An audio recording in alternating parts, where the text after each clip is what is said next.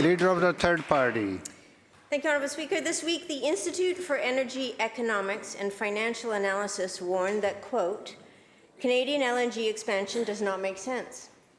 Last month, U.S. President Joe Biden paused approvals for LNG export projects, citing a flooded market and climate concerns. Federal Minister Jonathan Wilkinson recently stated that LNG projects are risky investments. British Columbians are wary too. A new poll finds that public support for LNG is falling fast. Only 15% of British Columbians support this dirty fossil fuel industry.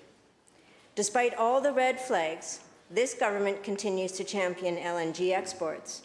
And since we're speaking of a lack of consistency today, my question is to the Premier, who 2 short years ago acknowledged that we can't keep adding fossil fuel infrastructure and expect to meet our climate targets.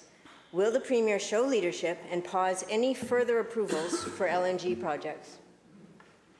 Minister of Energy and Mines.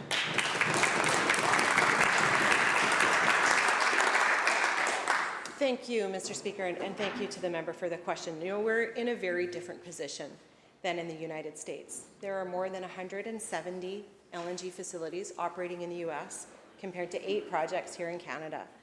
In BC, we have a new net zero industry policy that will require LNG facilities to be net zero by 2030 and any other new facility net zero by 2050.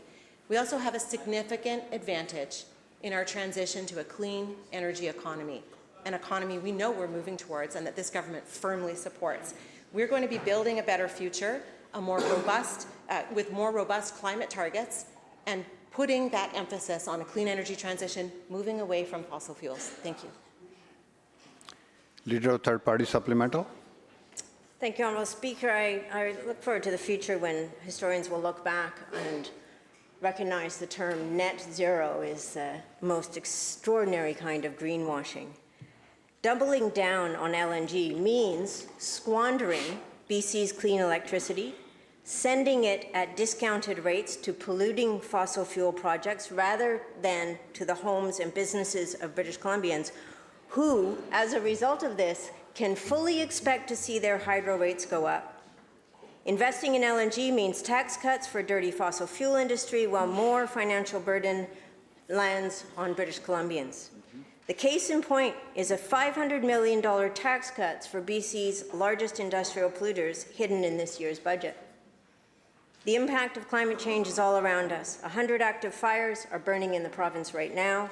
Snow levels are 40% below normal, and people are desperately concerned about the risks of wildfire and drought this summer. My question again is to the Premier.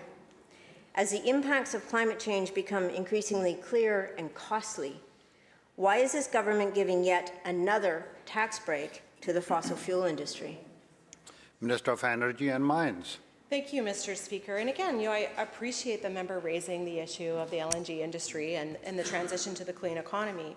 But I'm disappointed to hear misinformation in her question. And I know that she understands that LNG pays or will pay the same hydro rate as other industry. Mr. Speaker, from record flooding and wildfires that we've seen, we know we need to take action, and we know that people and communities are on the front line of climate change. We're going to continue to tackle these changes with a reaffirmation of this commitment in Budget 2024, Mr. Speaker. Mr. Speaker, $318 million to continue the grants and the rebates to help people make the switch to cleaner transportation, cleaner homes, healthier homes, building this transition to the lower carbon economy. Mr. Speaker, we're going to help British Columbians do exactly what they want to do, what they're asking us all to do, and we're going to do it with them. Thank you.